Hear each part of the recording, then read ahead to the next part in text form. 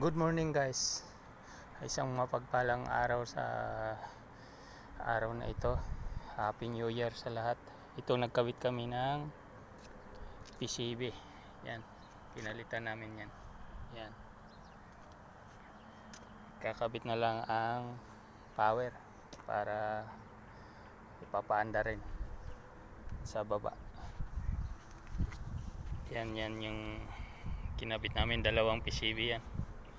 Para magbabayad siya nito ng service charge para maging okay na.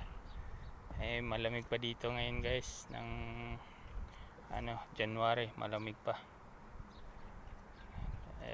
Ito medyo mainit pero ang hangin ay malamig, mainit ang okay guys, bye bye ako at tumawag ng kasama ko. Bye bye.